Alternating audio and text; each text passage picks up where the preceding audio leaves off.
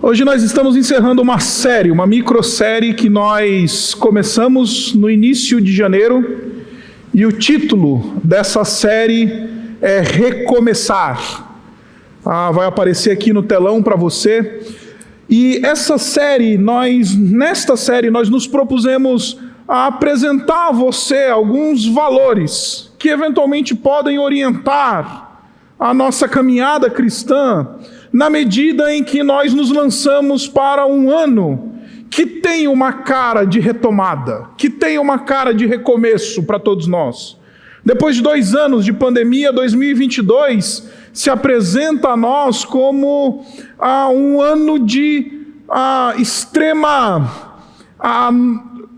esperança, ou um ano que eventualmente a gente vai olhar para ele e a gente vai ter alguma expectativa de que vai ser diferente dos anos que passaram.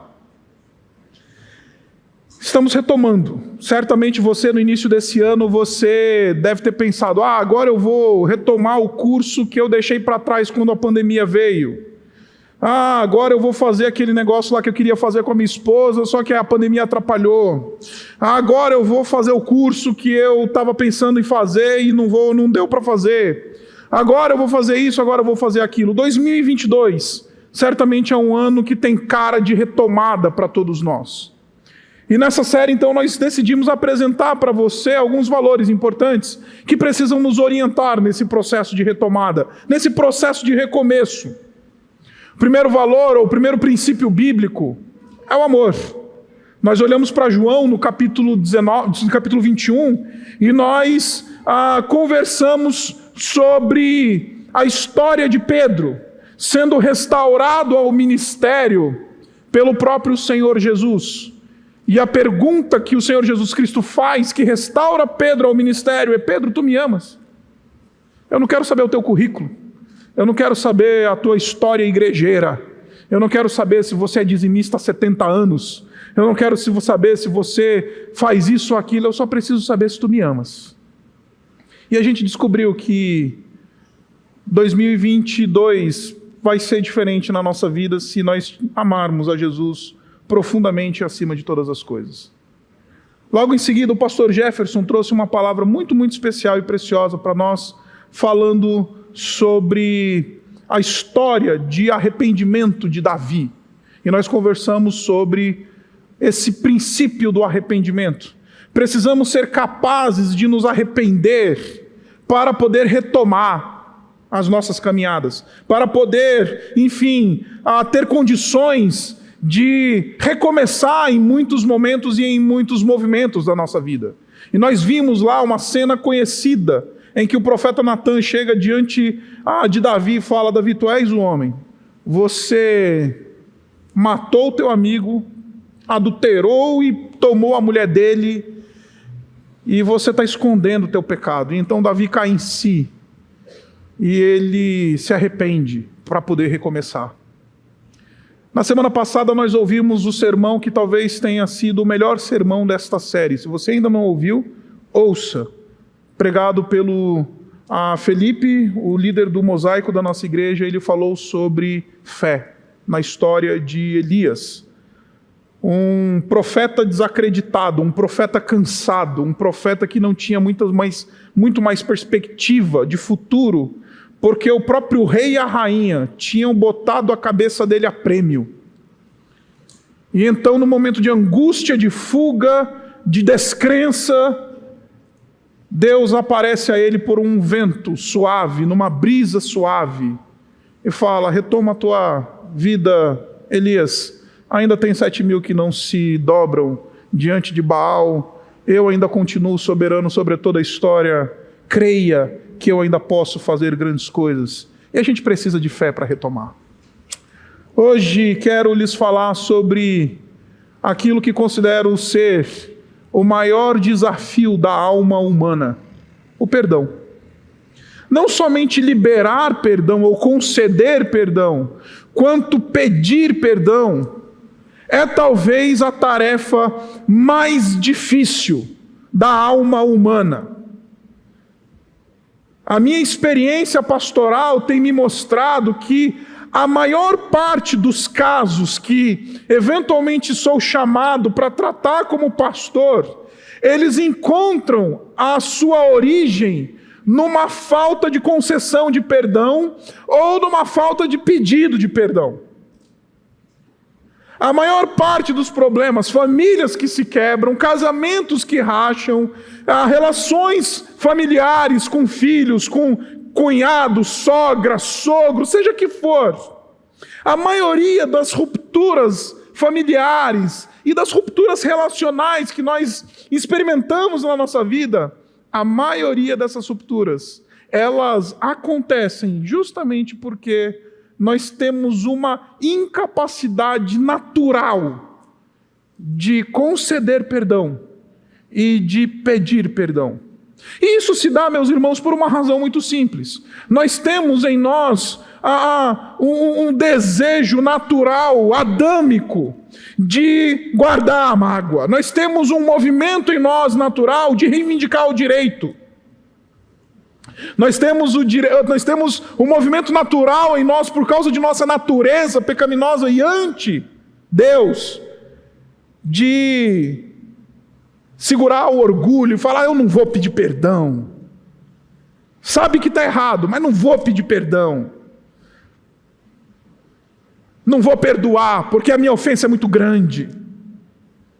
E a gente, nesse nosso movimento natural, nos deixando levar pelo nosso coração desesperadamente corrupto, a gente encontra dentro de nós uma aversão a qualquer movimento de concessão ou de pedido de perdão. É muito difícil pedir perdão. É muito difícil perdoar. É muito difícil abrir mão. É muito difícil dizer: eu te perdoo. É muito difícil: eu não vou mais levantar essa ofensa contra você. Então, quando a gente olha para esse texto que nós acabamos de ler, para que a gente possa entender, a gente precisa entender todo o contexto. José do Egito, filho de Jacó, ele era o filho preferido do Jacó por uma razão muito simples. Jacó, o patriarca, ele amava Raquel, a sua segunda esposa. O que aconteceu, você deve talvez conhecer a história do patriarca. Ele chega na terra de Labão, seu sogro, começa a trabalhar, e então ele se apaixona por Raquel. E então ali ele chega para o seu sogro e fala: eu quero casar com a tua filha. Ele fala: para você casar com a minha filha, você tem que trabalhar para mim 7 anos. Ele fala: tá bom, um homem apaixonado faz o que tiver que fazer, né? E aí então ele topou o desafio do trabalho dos 7 anos. Só que depois dos 7 anos, no dia do casamento, em vez de Labão entregar, a Raquel entregou a mais velha, a Lia, a filha mais velha dele. E deu uma desculpa dizendo: não, esse é o costume da nossa terra. Se você quiser casar com a Raquel, você tem que trabalhar para mim mais 7 anos. O homem aceitou mais 7 anos de trabalho. Até que então recebeu Raquel como, enfim, esposa. E a partir de Raquel, Jacó tem 2 filhos. O primeiro, José, o segundo, Benjamim. E José, então, ele era, por assim dizer, o filho favorito, em alguma medida considerado também o filho primogênito, porque ele era o mais velho com a mulher que ele amava. Ainda que Rúben fosse o mais velho e outros irmãos fossem bem mais velhos do que o próprio José, José tinha essa preferência. José era um homem, era um garoto ali que cresceu em casa sendo protegido pelo pai, sendo amado de maneira diferencial pelo pai, e justamente este amor diferente foi a razão pela qual os seus irmãos tornaram-se, inimigos do seu irmão José. Porque ele é o preferido do papai, porque o papai deu uma túnica, porque o papai prefere o José, porque esse menino tem uns sonhos aí esquisitos, que diz que a gente vai se curvar diante dele, que ele vai ser maior do que até o papai e tudo mais. A gente não gosta desse menino, não. E a celeuma familiar, ela se tornou tão grave que os sentimentos eles foram se amplificando a ponto de desejo de morte. Porque sentimentos não tratados na nossa alma, eles se amplificam. A gente acha que aquele negócio que a gente não resolve dentro do nosso coração, aquela mágoa que a gente não resolve do nosso coração, ela fica lá igual como ela sempre foi, não. Aquele negócio tem o poder de ser amplificado na nossa alma e ganhar dimensões poderosas. E foi justamente isso que aconteceu no coração destes homens. Num belo de um dia, eles então decidem fazer uma artimanha e eles pegam o José, tiram a túnica dele, rasgam a túnica dele, molham no sangue de um animal, vendem o José para os ismaelitas como escravo e voltam para o pai do campo dizendo: papai, achamos aqui a túnica do José toda cheia de sangue. Muito provavelmente um animal do campo matou o seu filho José. E o José foi levado pelos ismaelitas para o Egito e vendido como escravo. E essa ação de seus irmãos fez com que os primeiros anos de José no Egito fossem absolutamente miseráveis. José padeceu, viveu como escravo, depois foi parar na cadeia por causa de uma acusação injusta de que ele tinha tentado forçar uma relação sexual com a mulher do dono da sua casa, e então ele é lançado na cadeia, passa uma boa temporada na cadeia, come literalmente o pão que o diabo amassou. Esse José, meus irmãos, ele tinha razões de reivindicar o direito. Esse José, mais do que qualquer um de nós, ele tinha razões de segurar a sua raiva, de falar: se um dia eu puder, eu vou me vingar. Esse José tinha todas as razões para buscar a retribuição vingativa. Ele tinha todas as razões para se tornar uma pessoa vil, colérica. Ele tinha todas as desculpas. Mas aqui está a palavra de Deus dizendo para nós que, sim, cenas, cenários, eventos, eles têm de fato o poder de nos marcar de maneira muito profunda, mas eles não são determinantes para estabelecer o nosso caráter. Coisas difíceis que acontecem na nossa vida, cenas difíceis, coisas, eventos marcantes, coisas que nos ferem profundamente, elas podem marcar, elas podem ser absolutamente guardadas na alma, elas podem ter esse poder de nos deixar cicatrizes profundas, mas elas não são e nunca serão determinantes para estabelecer o ponto final do nosso caráter. José tinha tudo para ser um homem vingativo. José tinha tudo para ser um homem violento. José tinha tudo para pegar esses seus irmãos neste encontro e pedir a cabeça de cada um deles. Mas não é isso que José faz. Anos depois, os seus irmãos voltam a José. José aqui já é o governador do Egito. Já é o segundo homem do império. E eles voltam a José solicitando ajuda porque veio uma grande seca sobre a terra. Eles foram lá buscar o Bolsa Família. E o José é o responsável pelo Bolsa Família da época. Ele é o político estrategista que está administrando a crise.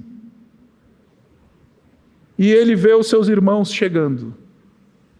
E nós encontramos essa cena. Depois de alguns episódios, José, então, ele se torna o padrão daquilo que quero chamar de expressão do perdão horizontal. Por que horizontal, pastor? Porque dentro da tradição cristã, a gente fala de perdão em dois termos. Em termos verticais, quando a gente fala do perdão que recebemos da parte de Deus, o fato de que Deus nos perdoou em Cristo Jesus, e o fato de que nós, como cristãos, temos um chamado para perdoar o nosso próximo, perdoar e pedir perdão àquele que está perto de nós. Esta cena nos mostra como se processa a dinâmica do perdão num movimento de horizontalidade. Essa cena nos mostra como José se torna esse padrão, esse arquétipo de um movimento, de alguém que consegue exercer perdão, ainda que tenha sido ofendido de maneira muito profunda, ainda que tenha sido vítima de mal que não foi incitado.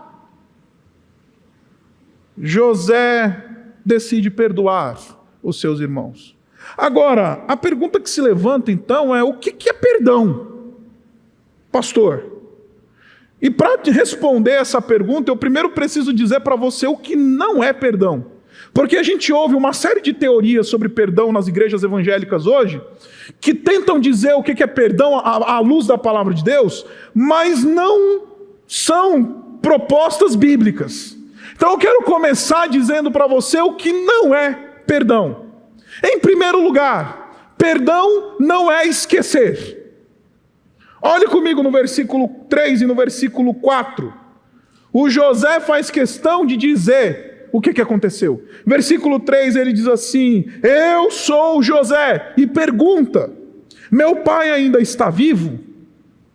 Mas os seus irmãos ficaram tão pasmados diante dele que não conseguiam responder-lhe. E ele diz: cheguem mais perto. Disse José aos seus irmãos: eu sou José, seu irmão, aquele que vocês venderam ao Egito. José, ele não esqueceu. José sabe o que está acontecendo. José, ele não é daquele tipo que fala assim: não foi nada não. Não, foi um negócio sim. Perdão não é esquecer. Se alguém propõe para você que você será capaz de perdoar no dia que você esquecer a ofensa, eu quero dizer uma coisa para você: você nunca vai perdoar ninguém, porque você não vai esquecer. Aquilo que está registrado na tua vida, na tua história, no teu pensamento, no teu coração, isto não vai ser esquecido. Ainda assim, isso não pode ser impedimento para que alguém possa liberar perdão. José sabe. José diz: vocês me venderam sim. Está aqui, o mal praticado foi esse. E eu não sei como é que você vê essa cultura, mas eu vim de uma cultura familiar em que eu era ensinado a pedir perdão, não dizendo assim: se alguma coisa te ofendeu, desculpa aí. A gente é assim, né? Isso é uma maneira orgulhosa de não reconhecer que nós erramos. E eu vou contar uma história para vocês que eu não contei para o pessoal da manhã. Quando eu era garoto, acredite, eu gostava de jogar futebol, só gostava, porque jogar bola mesmo, nada. E na frente da nossa casa, em Boa Vista, em Roraima, devia ter ali pelos meus 8, 10 anos de idade, tinha um gramado bonito que meu pai tentava manter com bastante esforço, naquele calor do norte do país. E ele falava: olha, se você quer jogar bola, você pode jogar bola lá no gramado, mas é o seguinte, você não pode jogar. E tinha uma área do gramado que era a melhor que podia ter lá do futebol, mas só que era justamente onde tinha uma torneira. E meu pai falava: você não vai jogar bola aqui, nesse lugar do gramado, porque aqui tem uma torneira, você vai chutar a bola na torneira, você vai quebrar a torneira. E aí eu falei pro meu pai: tá bom, sem problema, vou jogar ali na área que pode. Tá bom, beleza. Um belo de um dia meu pai saiu para resolver coisas. À tarde eu já tinha voltado da escola, os meninos da rua inteira estavam jogando bola comigo lá no gramado. E aí, por razão da soberania de Deus, não foi acaso não, eu que era ruim para chutar uma bola, eu acertei, como diz aí o pessoal, na veia, e pegou certinho na torneira, e aquela torneira quebrou e começou um chafariz no meio do gramado da casa. E eu lembro que eu corri, menino esperto, ligeiro, fui lá, fechei o registro da casa. Porque acabou o chafariz, tentei botar de pé lá a torneira que estava meio quebrada, meio torta, que o cano entortou e quebrou. E aí entrei em casa, acabou o futebol, os moleques saíram correndo, porque viram um chafariz lá e deu ruim. E aí entrei em casa, liguei o videogame e fiquei lá, esperando meu pai aparecer. Quando o carro embicou na garagem, eu falei, bom, não viu nada, aparentemente meu pai passou para o escritório dele, estava tudo ok, continuei lá. De repente, a moça que trabalhava lá em casa, a faxineira, chega e fala assim, ô, seu Antônio Paulo, acabou a água da casa. Estou sem água para fazer a limpeza aqui e tal. Meu pai, como assim sem água? Tem a caixa d'água, tem água da rua. Foi lá e vamos ver o que aconteceu. Ele vai no quadro de água e fala, o registro está fechado. E aí ele abre o registro, o que você acha que acontece? O chafariz volta no gramado, ele já sabe. Aí ele me chama, Isaac, vem cá, eu quero conversar com você. Filho, você jogou bola no gramado? Não, pai. Você jogou. A empregada falou que você jogou. Ah, pai, desculpa aí qualquer coisa. Não. Você está arrependido por você ter desobedecido seu pai? Tô, pai. Então é desculpa por ter desobedecido? É desculpa por ter quebrado? Não é desculpa qualquer coisa. Se você quer pedir perdão para mim, diga o que você fez. Peça perdão pela desobediência. Peça perdão por você ter quebrado o cano que eu disse que você ia quebrar. Peça perdão por você ter tentado me enganar. Peça perdão e dê o nome. Isso é pedido de perdão. Não é desculpa qualquer coisa. É me perdoe, meu amor, eu te traí. É me perdoe, meu amor, eu fui uma pessoa que desmereceu você, que te tratou como lixo, que te respondeu numa palavra dura, que fez isso, aquilo. Me perdoe por isso. José está dizendo, o mal foi feito, não esqueci não. Está aqui, vocês me venderam ao Egito. O mal foi praticado é este. José nomina o mal. Porque perdão não é esquecer. Se você acha que esquecer é perdoar, você nunca vai perdoar ninguém na sua vida. Pelo menos não por coisas sérias, porque as coisas sérias marcam e ficam. Agora, perdão também não é lembrar sem dor. Conhece essa conversa? Não, perdão é lembrar sem dor. A partir do momento que você consegue lembrar sem dor, você perdoou. Não, perdão não é lembrar sem dor. O texto mostra para nós que José só chora nesse texto aqui. Só chora nessa cena. Versículo 1. José já não podia mais se conter diante deles. Tem dor, tem víscera. Tem 22 anos de uma história, de uma vida sofrida por causa do mal feito. Então, se você também acha que você só vai ser capaz de perdoar se você for capaz de lembrar sem dor, desculpa, isso é conversa de coach que está querendo ganhar dinheiro na internet. Isso não é a conversa da Bíblia. A Bíblia está dizendo, os teus afetos vão sangrar sim. Mas ainda assim, isto não é a razão para que você não perdoe.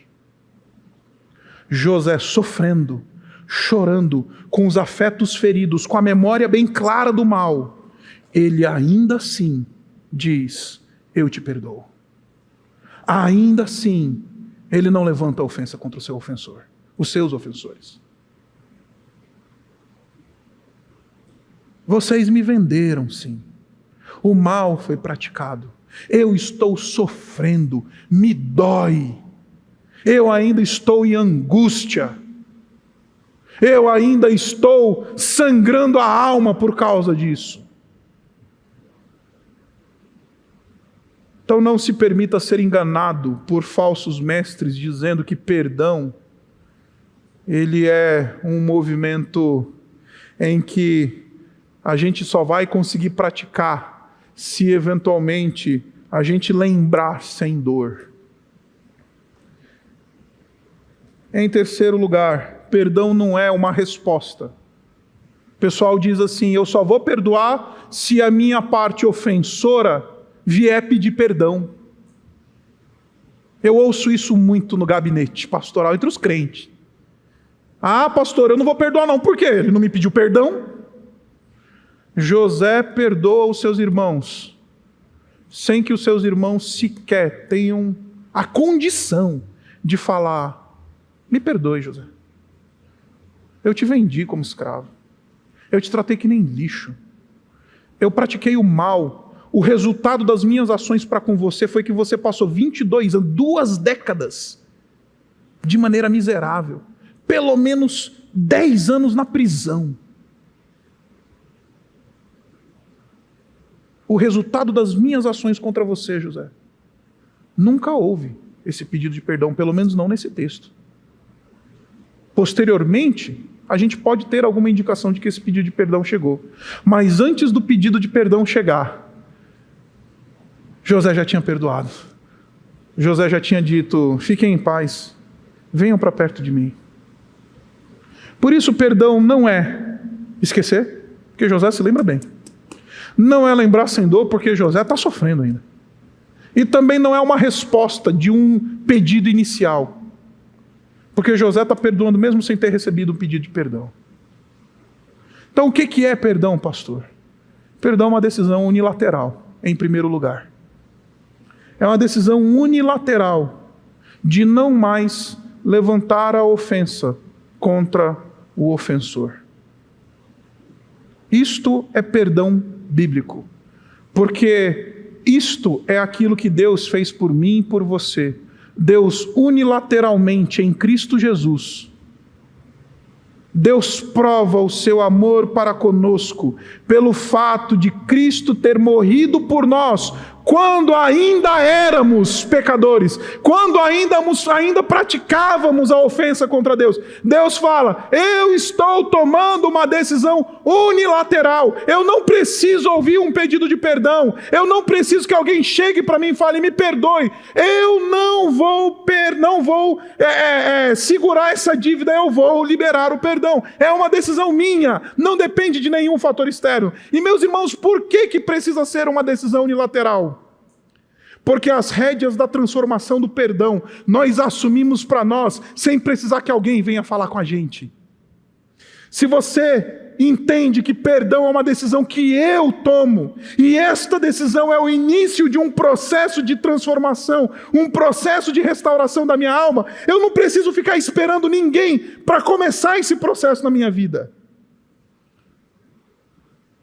Eu não preciso esperar que o meu abusador venha falar comigo. Eu não preciso esperar que o meu marido que me traiu venha falar comigo. Eu não preciso esperar que alguém venha falar comigo. Eu tomando a decisão, falando: eu tomo a decisão unilateral. Eu começo um processo de restauração na minha vida. Eu não preciso esperar. Os meus afetos feridos, a minha alma machucada, isso tudo vai começar a ser tratado a partir do momento em que eu tomo a decisão unilateral. José não precisou ouvir um me perdoe para liberar perdão. Mas não é somente uma decisão unilateral, como eu disse para você, é uma decisão unilateral de não levantar mais a ofensa contra o ofensor. E você deve estar pensando: e pastor, de onde que você está tirando isso do texto? Olha só o que ele diz no versículo 5. Para os seus irmãos, ele diz assim: agora, não se aflijam, nem se recriminem. Não fiquem constrangidos. Não fiquem com essa sensação de que vocês estão com dívida.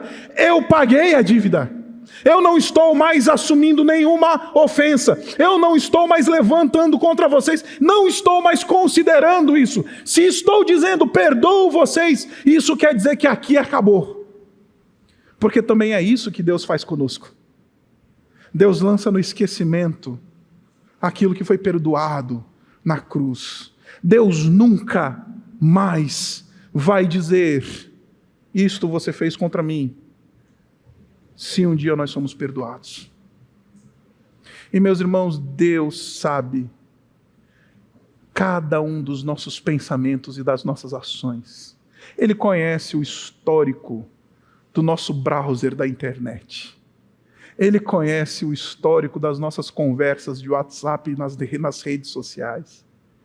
Ele sabe se tem alguém, se tem um ser neste universo que poderia nos envergonhar e pedir contas de coisas que a gente guarda no mais oculto da nossa alma. É Deus. E quando Ele diz, está perdoado, não há mais nenhuma dívida. Quando José diz, não fiquem angustiados, ele está dizendo, eu não estou mais considerando a ofensa, eu não estou mais considerando a marca, eu não estou mais dizendo que há, eu estou dizendo que não há mais uma dívida. Não fiquem constrangidos, não se entristeçam, não se afligem, não se recriminem, porque a dívida, o débito que tinha, ele não existe mais. E meus irmãos, a gente gosta de segurar um débito, né? Basta a nossa esposa, a gente vai contando, né? Durante a semana, o nosso marido, a primeira patada, aí conta a patada da segunda, conta a patada da terça, conta a patada da quarta, conta a patada da quinta. Aí uma hora dá uma briga, aí volta tudo, né? Porque a gente não deixou de levantar. Aí, por que isso? Briga, já vi brigas de casais no meu gabinete que o marido vira para a esposa e fala assim, porque há 10 anos atrás você fez isso.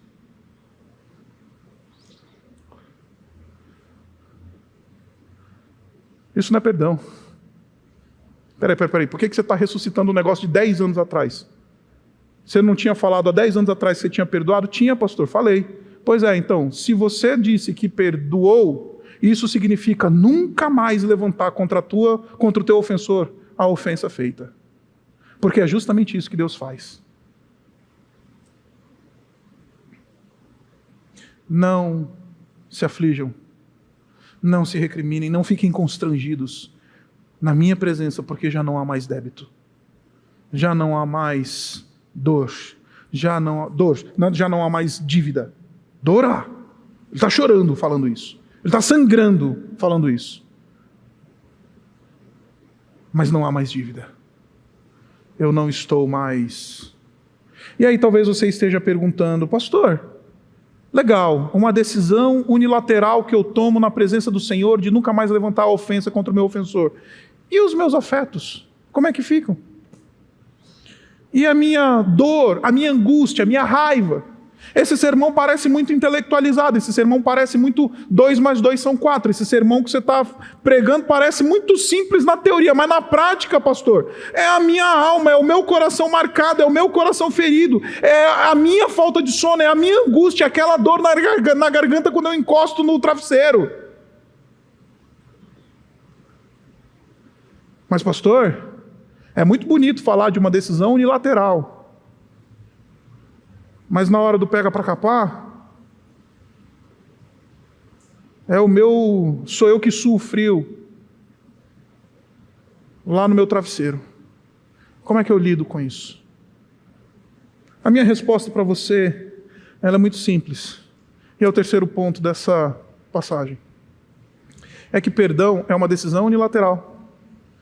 Perdão é um movimento de nunca mais levantar a ofensa contra o ofensor. Mas perdão é um processo de transformação. É um processo de transformação que é percebido por alguém que entende tudo o que está acontecendo na sua vida como algo que está acontecendo debaixo da soberania de Deus. Deixa-me mostrar isso para você no texto. Olha só o que ele diz no versículo 5 ainda. Ele diz assim, não se aflijam, não se recriminem por terem me vendido para cá, pois foi para salvar vidas que Deus me enviou de adiante de vocês. José traz a equação Deus aqui. Bota Deus na história. E ele fala, é uma coisa vil que vocês fizeram contra mim. Mas graças a Deus, porque as ações vis de vocês não são o ponto final da minha história. É isso que José está dizendo. As ações vis de vocês não são o ponto final. Há um Deus soberano e costurando os episódios ruins e os episódios bons. Há um Deus soberano que está operando dentro dessas coisas que acontecem na nossa vida. E este Deus Ele está operando um processo, e agora eu posso ver que aquela cena, aquele episódio difícil, dolorido e marcante, ele precisa ser enxergado à luz de um todo, à luz de um plano completo de Deus costurando na história. Deus, Ele não orquestrou essas cenas más, essa vileza dos corações de vocês, mas Ele usou isso para garantir um futuro. Agora, no momento da calamidade, eu sou o governador do Egito e eu vou garantir a subsistência de vocês. Gente que encara a sua própria vida debaixo da soberania de um Deus bondoso é capaz de perdoar. Gente que encara os seus dias, a sua agenda, os eventos da sua história, como todos eles sendo costurados por um Deus bondoso e gracioso. Esses conseguem perdoar. Esses conseguem, enfim, falar, agora eu consigo olhar não o evento só, mas a partir de um todo que Deus está fazendo. Não o ponto, mas a costura completa. Gente que crê em Deus, num Deus soberano e bom, pode falar, eu te perdoo. Gente que tem um Deus bondoso, ele consegue tomar essa decisão unilateral de nunca mais levantar a ofensa, porque ele está dizendo, isto não é o ponto final da história. Há um Deus bom costurando todas as coisas. E lá no final, tudo vai se resolver. Lá no final, tudo vai ser explicado.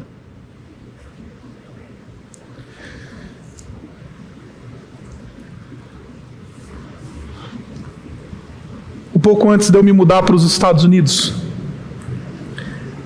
eu estava naquela minha angústia de levantar recursos para me mudar para os Estados Unidos e vendi um carro que tinha aqui no Brasil para ver se conseguia trocar a mixaria que eu tinha por dólares para conseguir ter algum dinheiro para chegar, para passar, sei lá, os primeiros meses nos Estados Unidos estudando, fazendo meu mestrado lá em Dallas, no Texas.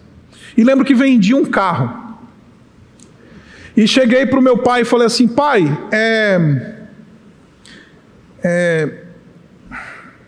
eu tenho X, nem lembro quanto é que era o valor, vou imaginar aqui 5, 10 mil reais, que vendi nesse carro, era um Poisé que eu tinha lá, um carro velho, caindo aos pedaços.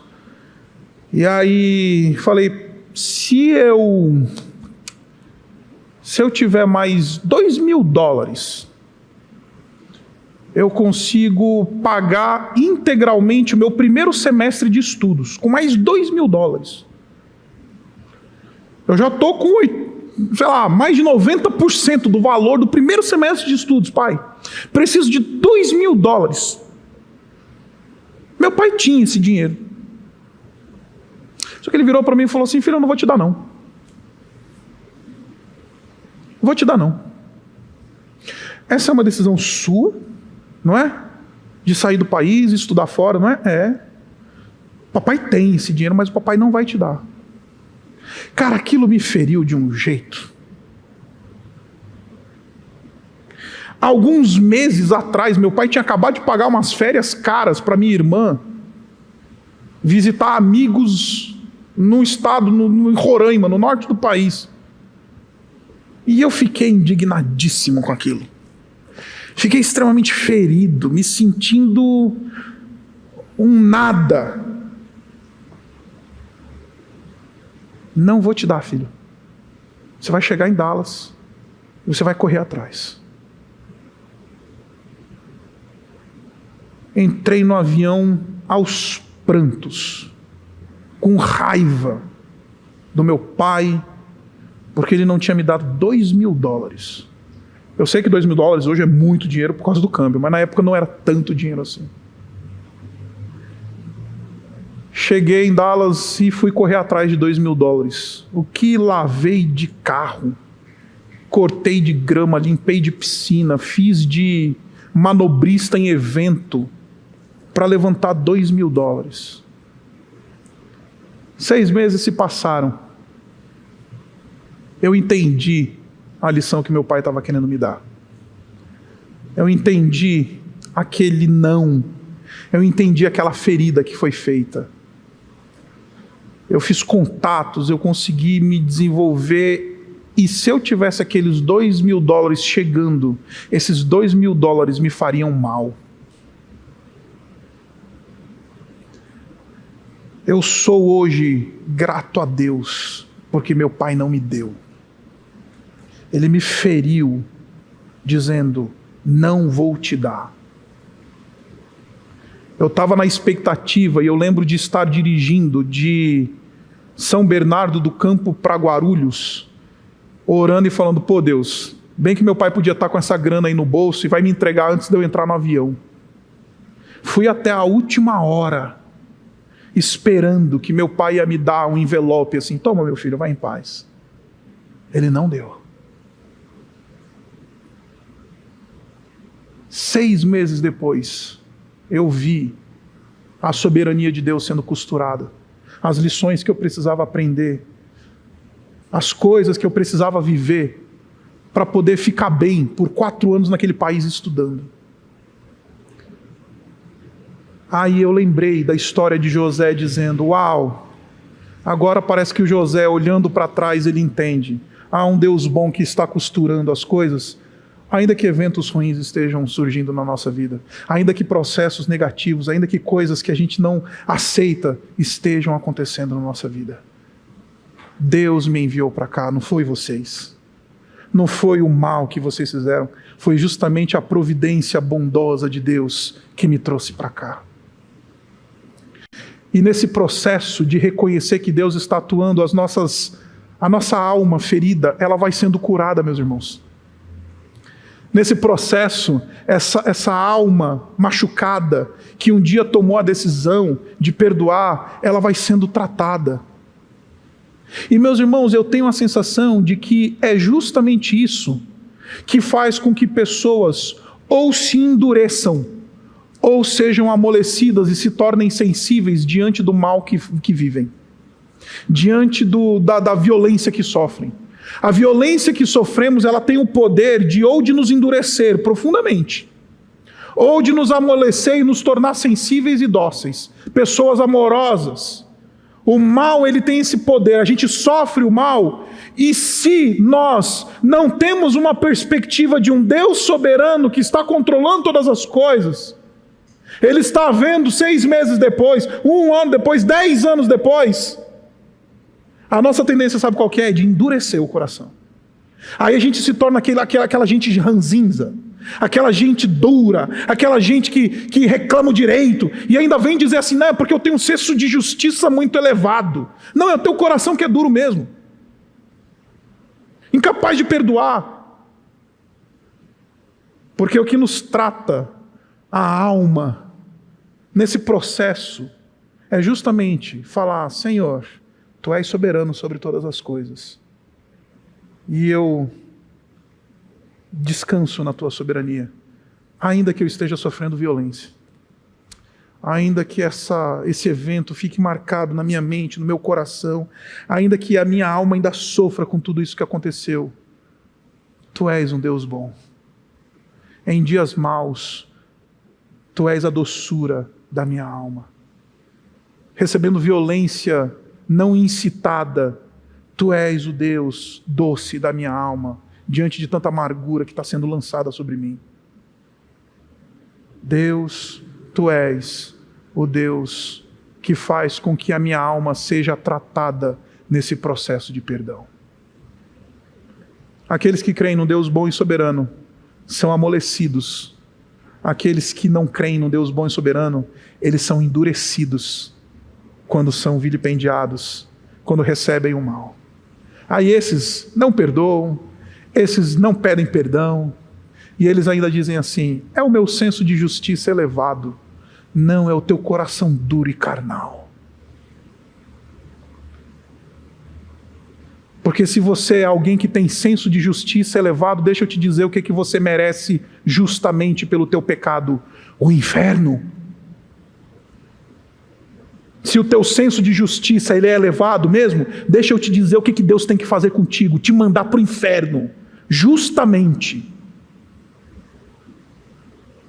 Ai, meu senso de justiça é elevado. Ah, é? É assim que você quer tratar? Deixa eu te falar, se Deus te tratar com um senso de justiça elevado, se Ele te der aquilo que é de direito, o que você vai receber é o inferno. Aqueles que creem no Deus bom, eles não dizem, meu senso de justiça é elevado. Eles falam, Senhor, está nas tuas mãos. Hoje tomo a decisão de perdão. Hoje entrego a minha alma a esse processo. E não vou levantar mais a ofensa contra o meu ofensor. Deus me enviou até aqui. Mas eu não vim pregar um sermão sobre José. Porque nós não somos discípulos de José. José, ele só é um tipo. Ele só é uma pérola que brilha apontando para um José maior. Que também era o filho preferido do seu pai. Mas que também foi tratado com violência. Que também teve a sua roupa rasgada. Que também foi traído. Esse José maior é o nosso padrão, não é o José menor. A gente se inspira no José maior. Mas para que essas verdades elas se tornem reais na nossa vida, a gente sim precisa se encontrar com o José maior, que também era amado pelo seu pai, mas se fez vítima, assumiu a posição da vítima, recebeu a traição, se tornou escravo e morreu morte de cruz, para que eu e você, a gente possa caminhar nesse mundo, caminhar 2022, perdoando e sendo perdoados. Porque aos pés da cruz, meus irmãos, está todo mundo no mesmo lugar. Aos pés da cruz, não tem um mais alto ou outro mais baixo. Está todo mundo no mesmo lugar da graça do Senhor Jesus Cristo. Porque já houve um José maior que já foi vilipendiado no seu lugar, que já recebeu as ofensas que eventualmente você guarda na tua alma. E ele recebeu tudo isso justamente para que você pudesse ser liberto. Ele recebeu todas essas coisas, as feridas, as chagas, as cusparadas, o mal contra ele foi diretamente feito e ele recebeu, de bom grado inclusive, para que eu e você pudéssemos virar para nossa esposa e falássemos assim, eu te perdoo, me perdoa. Para que José pudesse falar assim para os seus irmãos, venham até mim. Para que eu e você pudéssemos ter um coração não duro, mas de carne, capaz de perdoar. Que quando a gente pensa naquela pessoa que nos ofendeu, a gente lembra e fala assim, Senhor, eu tomei a decisão de nunca mais levantar a ofensa contra o meu ofensor. Então me ajuda a nunca mais e aquietar a minha alma e o meu coração na tua bondade, na tua soberania, e eu não vou mais permitir que esta angústia, esse azedume dentro da alma me consuma. Eu não vou mais permitir que esse apegar de uma ofensa acabe com o meu dia, acabe com a minha família, acabe com os meus relacionamentos. Eu não vou permitir, Senhor, porque o teu filho já experimentou o que era necessário para eu ser liberto disso. Tolo sou eu que fico sendo consumido por essas coisas. Porque o Senhor Jesus Cristo na cruz, Ele já falou, sejam libertos. Perdoem, porque eu já perdoei vocês. Liberem perdão, porque eu estou liberando perdão todos os dias por vocês. Peçam perdão. Confessem os seus pecados. Busquem a restauração. Digam, venham para perto e não vai para longe. Construam pontes e não muros. Porque o Evangelho é sobre um Jesus de braços abertos. É sobre um Jesus que recebeu tudo aquilo na sua carne, na sua alma, para que eu e você, a gente pudesse virar para o nosso cônjuge, para o nosso colega do trabalho, para aquela pessoa que a gente botou na nossa lista dos inimigos, e a gente possa dizer assim, eu te perdoo, não mais levantarei a ofensa contra o meu ofensor. Porque Deus me perdoou em graça, eu te perdoo. Então, eventualmente, hoje é um momento, é uma oportunidade que nós temos de voltar na memória pessoas que eventualmente a gente precise liberar perdão.